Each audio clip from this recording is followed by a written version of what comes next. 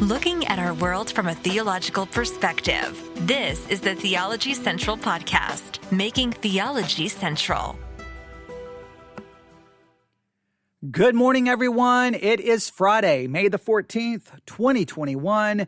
It is currently 10:23 a.m. Central Time, and once again, I'm here in front of the microphone inside the sanctuary of Victory Baptist Church, and you all know where the church is located. The church is located in the middle of nowhere, Texas, in the middle of nowhere, West Texas, to be somewhat specific, but we're in the middle of nowhere, and that is on purpose. Yes, I chose to be a pastor of a church in the middle of nowhere. Okay, no, it really didn't quite, I didn't really ever kind of think of myself being a pastor of a church in the middle of nowhere, Texas, but that's where I am. Probably a good idea because no one can ever find me. No one will ever find this location. So I'm in an undisclosed location that no one will ever find. You're like, but you're inside a church. Clearly someone can find you. No one can find this church. So I'm in the middle of nowhere. No one can find me, which is good. So I'm safe. I'm secure. I'm behind a locked door. And that gives me the freedom, maybe. As for now, I have the freedom to turn on this microphone and talk about anything and everything. And whenever I talk about anything and everything, I never know which thing I talked about is going to spark controversy or just spark a conversation. You never really know. Sometimes I would turn on the microphone and talk about something thinking, man, by the time I get home, by the time I drive back to my house, I'm going to have 100 emails with all kinds of opinions, and I will get home, walk into the door, set all of my equipment down, grab the iPad, check my email, and be like, wait, what? Not one email? Okay, there's just got to be a delay. I'll wait another hour and be like, wait, not one email? I'll go to YouTube. I'm like, wait, not one comment? I'm like, what happened? And then there's other times I talk about something. I don't really get much, I don't receive very many emails, maybe one or two. I'm like, okay, well, that really wasn't no one was really that interested in that. And then all of a sudden, like a week later, 2 weeks later, I start getting all kinds of emails and getting comments going, wait a minute. So did people just discover that? What's going on? And we have kind of a situation like that today, which has led me to come here to turn on the microphone to talk about it and try to give you an update. Let's try to put everything in its context, all right? Let me explain. I say, when was this? April the 24th. Now, today is May the 14th. So it's been a considerable amount of time. I've done who knows how many podcast episodes since that about things very controversial, but it was the April 24th. On April the 24th, I did a podcast episode called The Coming Split of the United Methodist Church. Now, as soon as I did that one, I received an email from someone who had been a Methodist for 30 years, I think. I can't remember, a very long time. And they said, well, maybe you didn't quite make this clear. You didn't quite make this clear. You didn't make this clear. So I came back to the church, I think maybe a couple of hours later, and did an episode called United Methodist Church Split Clarification. And I tried to clarify some of the things that I talked about because my original thought was like, hey, look, everyone, here's a major denomination within the umbrella of Christianity, and they're having issues, and here's the conflict. And I really wanted to talk about it more about the issues surrounding the church at large and how so many denominations are facing issues where there are problems and possible splits. In fact, just the other day, I did an episode called The State of the Church 2021, where we talked about a lot of these issues, from Saddleback ordaining 3 women to the Evangelical Lutheran Church of America ordaining an openly transgender person, to all of these issues going on in the church. So I really wanted to use what was happening in the Methodist Church really just kind of as a starting point to get to this bigger discussion about what's going on in American Christianity. But in so doing, I guess I did not quite lay out everything perfectly clear about what's going on in the United Methodist Church. So when I got the first email, I immediately clarified it, thinking, okay, I did a good job there. It should be okay. Clearly it wasn't, because I'm still getting emails going, wait a minute, I don't know if you really got this down correctly. So we're going to try to offer an update today with even more clarification. So that was April the 24th. And then I did add, let me make sure, on May the 3rd, 2021, church celebrates Drag Queen Sunday. That story was about the United Methodist Church as well. So I offered even more information on that, but that still doesn't seem to be sufficient, because then I started getting more and more emails. Now, let me just go back to that story from the one that I did on Drag Queen Sunday. Let me go back to that story just to add that to this discussion, all right? First drag queen certified as a candidate for United Methodist Ministry, speaking in a new way to new people. Isaac Simmons is the first openly gay man to be certified with the Illinois Great Rivers Conference, as far as anyone can tell, the first drag queen certified in the United Methodist Church. All right, and then we talked about everything there. So clearly, there's stuff going on in the United Methodist Church. There's major problems in the United Methodist Church, and whenever you bring it up, it appears that there are those who feel that, at least the way I have brought it up, that maybe I haven't been as precise and as clear, or maybe that I don't have a true grasp of everything going on. Now, I will definitely acknowledge I probably don't have a true grasp of everything going on, since I am not a United Methodist, have never been a United Methodist, nor would I ever be a United Methodist. So clearly, the inner workings of how things happen and how things proceed within the Methodist Church, it is very true that I may speak of those things in an inadequate or maybe even an incorrect way, but it's not intentional. It's an outsider taking news articles going, here's what's being reported. Now, I understand that sometimes those news reports may have an inadequate understanding as well. I just feel that in some cases, people are missing the point of my podcast episodes. The point is not to lay down a clear, precise understanding of how everything works within the United Methodist Church. I'm more looking at it, look, here's the problems. This is an example of the problems happening within American Christianity. So, but a lot of people want to be concerned, they're concerned with all the specifics. So let me just give you some of the emails that I have received, or I'm not going to give you all the emails. I'm going to give you some of the contents that I have received. First, let's go to YouTube. I'm going to go YouTube here real quick. I'm going to go to notifications. Let them load, maybe, if the notifications will load. Here we go. The first email I received is, here is a video that explains the division in the United Methodist Church. So they give me a link to a video that supposedly explains the division in the UMC.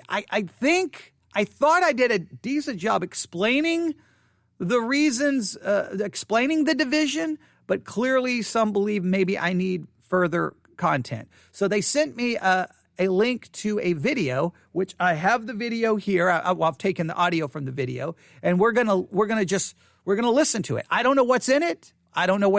Because remember, I don't like to listen in advance. I like to listen with you in real time. So if they think that this video is going to help us, we're going to listen to it. We're going to analyze it. We're going to take it apart, and we'll see, oh, I didn't understand that. Oh, wait, what about this? And so we'll do that in just a minute. Another person contacted me and said the 2021 General Conference of the UMC was postponed until 2021 in Minneapolis. Now, now there was maybe some confusion there, because I think at one point I thought it had been moved to this summer 2021, and then I thought I found something that said it had been moved to 2022. So I don't know exactly. I'm going to go with, if it's 2021, then okay. If it's this summer 2021 when this general conference has been moved to, then guess what? We'll be talking about it again in the next couple of weeks or next couple of months. Next month if it's June 2021, we'll talk about what happens at the conference and upcoming episodes. All right. So I appreciate them sending me that information. So that's on YouTube, which I appreciate. And then I received this email. I listened to your podcast here on the United Methodist Church. I thought I would write in the hope of explaining the UMC situation. Now, let me make it very clear. Every person who's contacted me in regards to the United Methodist Church situation, everyone has been very nice. No one's been rude. No one's been condescending or mean. But it just seems to me that clearly they feel like I'm missing something. There's something in my episodes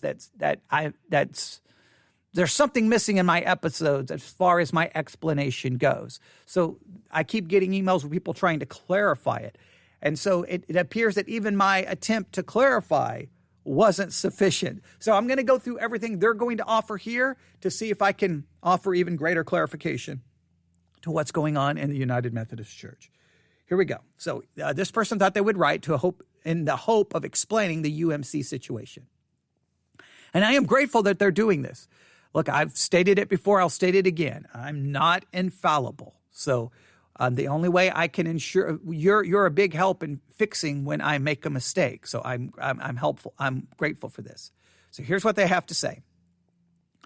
While the division in the UMC is usually and incorrectly described as being over LGBT, it actually runs much deeper and is better described as a dispute over the authority of the Bible. This video goes over the history. Right now, they send me a link to another video. I can't review all of these videos right now, but we will work through all the videos that have been sent to me over the next few days. All right. Between now and hopefully Monday, I will have reviewed every video sent to me. I'm going to do my very best. So they're like, it's a deeper issue. The issue is not LGBTQ+. The issue is the authority of the Bible. Now, that is a very good point, and I do apologize for maybe not making that clear. Ultimately, every dispute that's ever happened within Christianity really comes down to the authority of the Bible. It really does. So who has the authority to interpret it? Which interpretation is authoritative? Which interpretation isn't? Are we going to argue that certain parts of the Bible should not be interpreted as authoritative because it simply reflects maybe Paul's views over women from that time, and it's not really reflects the inspired word of God? Yes, this all becomes issues related to the authority of the Bible. So I do agree with that. I think my goal was simply to say, look what's happening within Christianity, not necessarily analyzing the deeper issues, but I do appreciate them pointing that out. They go on to say, the majority of the American United Methodist Church Convention delegates support a relaxed interpretation of the Bible. So according to this individual, the majority of the American United Methodist Church Convention delegates, they support a relaxed interpretation of the Bible. Now, that's an interesting phrase, a relaxed interpretation of the Bible. Now, that right there is a whole podcast episode. What is a relaxed interpretation of the Bible? Which part do you relax? Okay, I always find it interesting. And I know that this person said it's not related to LGBTQ, but I've always found this interesting.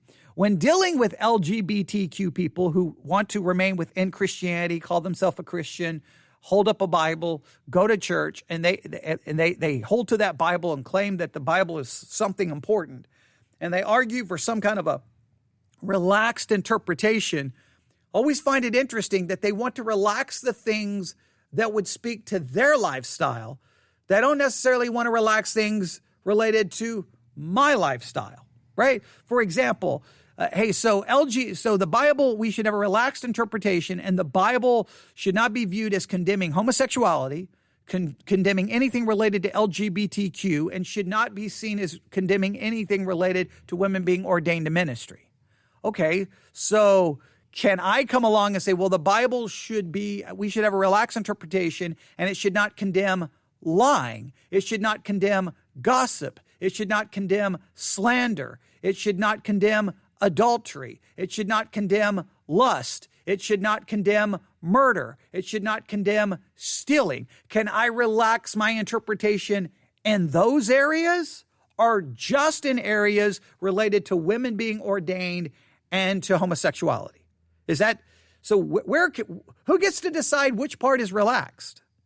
Right. So I just think that's an interesting idea, that if you have a denomination where most, and again, according to this individual, where the majority of the American UMC convention delegates support a relaxed interpretation of the Bible, when anyone's going to argue for a relaxed interpretation of the Bible, my thing is, if you're going to relax it in one area, then you relax it in every area. And at some point, you relax it to such a level that the Bible really no longer has any authority or meaning.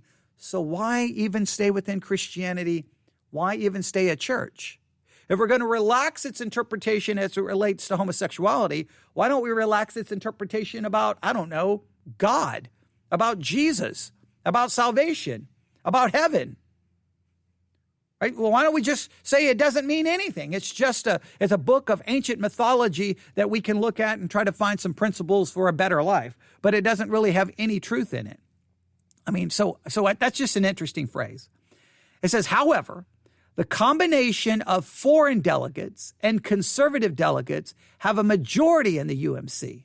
All right, so that's interesting. So the majority of the American UMC convention delegates support a relaxed interpretation of the Bible. So you've got the majority of American delegates support this. However, when you bring in foreign delegates from other countries and the conservative delegates, and you put them together, you end up with a majority in the UMC. All right, so you've got, and if you remove the foreign and you remove the conservatives, then you get a majority of people who want a relaxed interpretation. If you bring in the foreign delegates and the conservatives, then you get a majority. All right. Right now, there is total chaos in the doctrine in the UMC.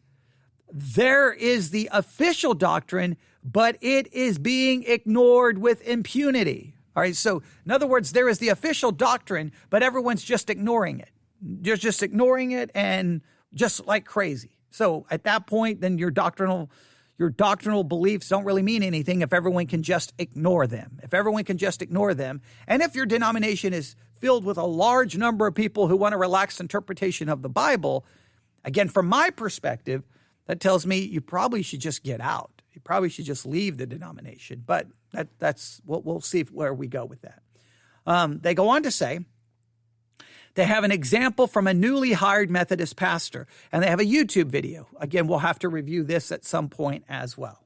All right. Then they go on to say the Bible-based conservative faction has come to the conclusion that they cannot focus on spreading the gospel if they're fighting within the church over whether the resurrection took place literally. The relaxed Bible faction has come to the conclusion they cannot have an official policy of inclusion unless they ditch the growing African churches. Both factions have come to the conclusion that their differences are irreconcilable. All right? So they've basically come to a conclusion it's irreconcilable. There's nothing we can do. Now, I would argue, again, personally, I know my perspective may be very different than the way that a person inside the United Methodist Church may think. I would say just leave the denomination. Just leave. Just say, hey, we're done. We're no longer United Methodists. And then just leave. And if you have to give up the building, you give up the building and you go start. You meet somewhere in a community center. You try to find a new place to start. And you just go away and you just cut all ties with a denomination where people are basically violating the doctrine of the church with impunity, as the emailer said. So they go on to say, the two factions negotiated a plan to allow the UMC to divide. All right, so they came up with a plan that will allow them to divide. Right now, again, that just seems weird to me. Okay, we're going to come up with a plan so you can divide. Look, if the differences are irreconcilable, someone just needs to walk away and just be done with the whole denomination. That's the way I look at it. I know others are like, no, you got to stay and try to preserve it. You got to try to stay and save it. But okay. So they came up with an idea to divide. The Bible-based faction does not want the bureaucracy of the UMC. So even though they make up the majority, you will have to leave the UMC to join the new Global United Methodist Church. So it sounds like they're going to divide, and I guess you'll have to leave the United Methodist Church to join the Global United Methodist Church. The Bible-based churches are taking $25 million in lieu of their share of the assets of the UMC. Now, this is where I just don't get it. This is where I have all kinds of problems. Look, if you realize that the denomination you're a part of is just violating the doctrine of the church, is calling for a relaxed interpretation of the Bible, and it's total chaos, just wash your hands of it and just leave. Why take $25 million of it? Why? You're taking $25 million of assets. Why take anything? Just walk away. You say, but that's going to be a massive sacrifice and a hurt. Well, it is, but it's a stand for truth.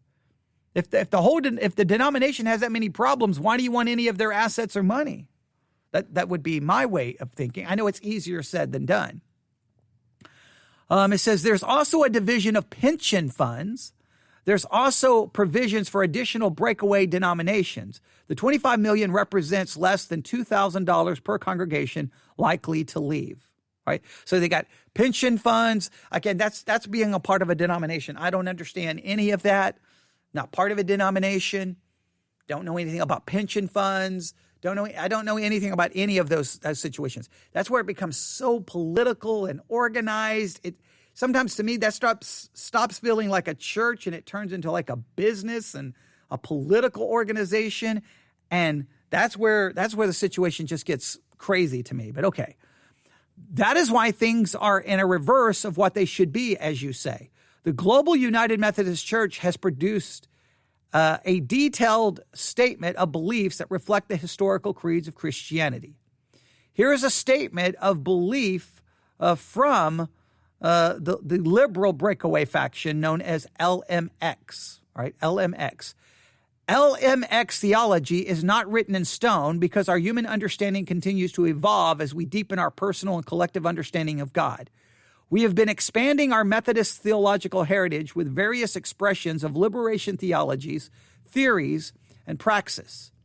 God remains infinitely gracious, creative, merciful, and engaged with creation, healing, and redeeming the world.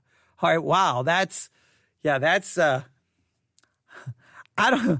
I don't know what that is. I don't know. Whoa. Yeah. And they asked me, do you see the problem? Yeah, I definitely see the problem. The deal to split has yet to be voted on. The Global United Methodist Church has said deal or no deal, they're going forward. I'm going to guess 5 to 10% of U.S. churches and nearly all the global churches will leave the UMC. The UMC will, like the majority of mainstream Protestantism, will continue to shrink to extermination. The same thing happened in the Anglican and Lutheran churches. All right. So first of all, I greatly appreciate all of that context. I do. There's still things that I just don't get, don't understand. Like I would be like, hey, I'm in a Methodist church. Look at what's happening around us. I don't want to be connected with this. I don't want to be unequally yoked with this. I don't want your money. I don't want your assets. I don't want anything. I'm washing my hands of it and I'm walking away. And I understand that that's easy for me to say sitting here in an independent church. I don't have a pension. I don't have a retirement fund. I don't have anything. Okay. Any money that I have comes from my retirement for being in the military. That's what I have to rely on. I'm not going to have a pension from the church. My church is never going to give me a retirement fund. Nothing like that. So I don't understand all of that. I don't understand about being a part of this great big denominational structure where you have all of this, you've got, this, you got to have this meeting. You're going to do this. You're going to do that. To me, it would be just like, look, I'm leaving. Just leave and just go take your denomination, start an independent church, structure your church government the way that independent church is going to work, and move on. But I know many like that denominational structure, but I would just say this. Look at all the denominational structures.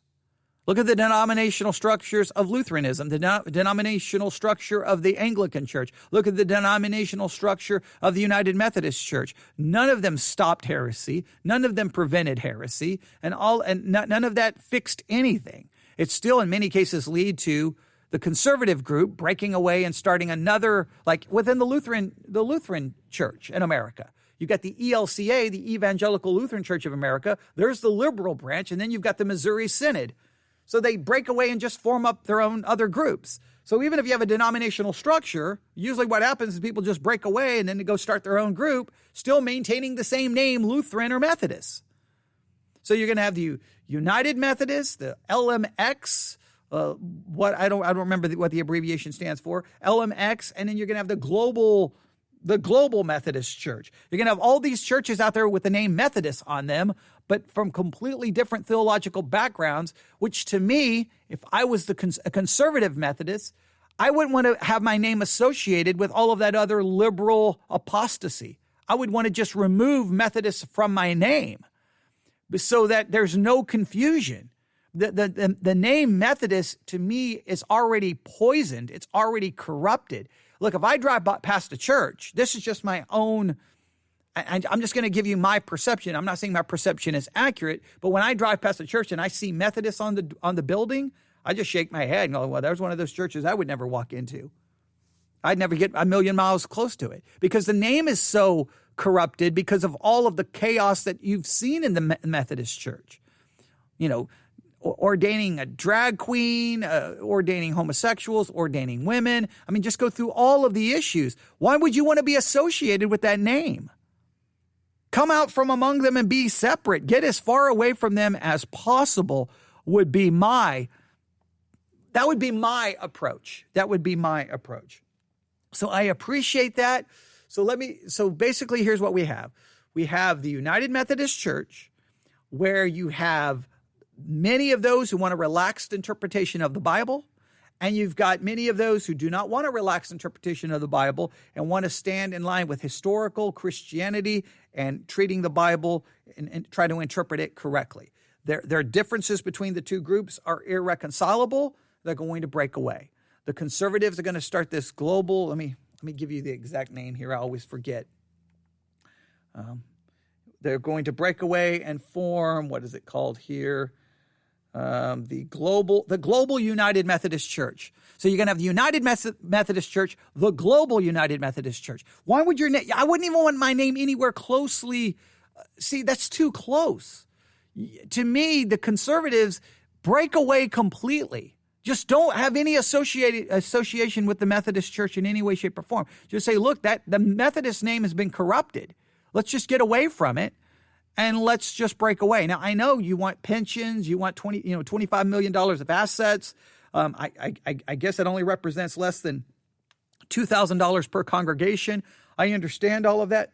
So if it only represents $2,000 per congregation, then just lose the $2,000.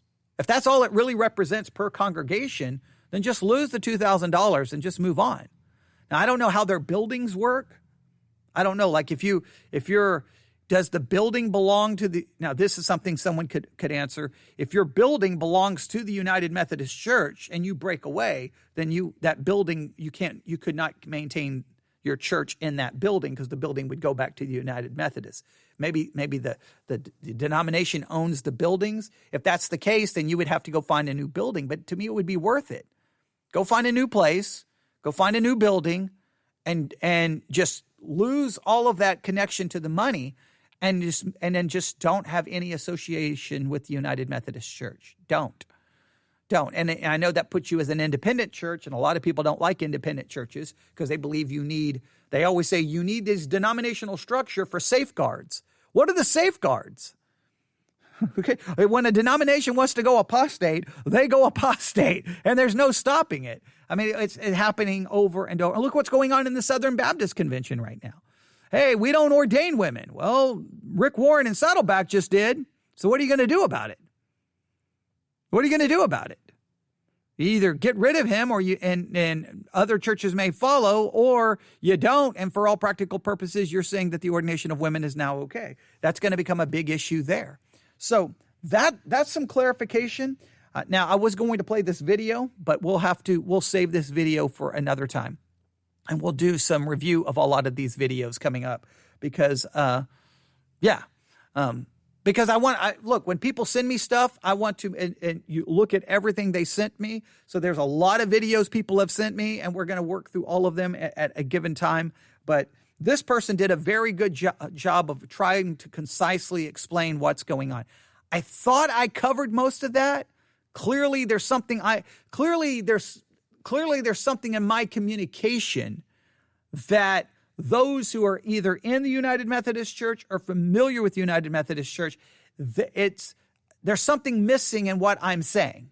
I'm saying it one way and they're hearing it differently, probably because they're hearing it through the ears of someone associated with United Methodist Church. And I'm speaking as someone who's completely an outsider. I'm like, look, to me, the whole denomination is broken. To me, the whole denomination is a mess. To me, the whole denomination's been a mess for, 15 years. I mean, I've always viewed the United Methodist as basically being the liberal church on the corner. I've always viewed that as not even as an option. Like if I was looking for a church, a Methodist church would not even be considered as a possibility because how much liberalism I've seen within the United Methodist world. That's me speaking from that perspective. Their perspective is, wait a minute, there's these conservatives inside here, and this is what they're trying to do. To me, they should just be leaving, not staying. But I make it very clear. I do understand, though, when you've got pensions and property and you've got all of these other things associated with it, it's not as easy as I make it sound. But I think at some point you got to decide, what are you going to do? Why would you want Global United Methodist Church? Why would you want Methodists on your church building? Why? Maybe Methodists need to ask us non-Methodists how we perceive the Methodist name. And the Methodist name means this is what, when you say Methodist, this is what I hear: apostate liberal, heretic, okay, not a good church. That's what I think there's a lot of us outside of the Methodist Church who sees it that way. Well, then that is a problem. So why would don't be yoked to the name. To me, it's an unequal yoke. The Methodist is associated now with everything problematic. Now, I know if you love the history of the Methodist Church, you may want to preserve that name and try to save that name, but I don't think there's any saving the name. I think it's gone. And that's just the case. Now, it could be argued same thing with Baptist. Baptist name has been so tainted at times, maybe my church should never have been called Victory Baptist Church. Maybe we should have been called, Ovalo Bible Church. Maybe we should have been called that. But Baptist has certain doctrinal distinctives that I thought was important to try to preserve. Maybe that's the same thing going on in the Methodist. There's certain Methodist doctrinal distinctives that they want to preserve by maintaining that name. I can understand that. I guess I can understand it from that way. So that's what's going on. I hope that offers some kind of clarification. What we can learn from it is, let me make it very clear, every major denomination is going through massive conflict right now because there is a move. Look, I keep saying we have all kinds of things going on within the American church, and you can see this happening in local churches, individual congregations, and denominations. You have one pull to go progressive, liberal, quote-unquote woke, whatever terms you want. They're going that direction. You have the other direction where churches are becoming more and more conservative, but in many cases they're becoming more and more conservative through a political hijacking and a political ideology than a theological one. So you've got those two divides happening, a liberal, woke, progressive movement and a conservative political hijacking approach. Those are splitting churches and tearing things apart. And then just in the middle of all of that, you've got churches that are just, biblically weak, theologically weak, and you just got all of those theological, biblical problems, bad teaching, bad preaching. You just got all of the general problems going on in the middle, which leaves a lot of people going, well, where do I go? If I go to the conservative church, I end up with maybe conservative politics that sound like the Republican headquarters. If I go to a liberal one, I end up, with progressive Christianity and all this woke concept. And if I try to find one in the middle, it's watered down, bad teaching, bad preaching, no doctrine, no theology, no church history. And you just throw up your arms and not knowing what to do. But let me remind you, my belief is what we are seeing unfold is a fulfillment of biblical prophecy, because in the last days, the corporate church is going to get worse and worse and worse and worse. You're going to wake up and the church is going to be so messed up that I don't know where that's going to lead the people trying to fight against all of it.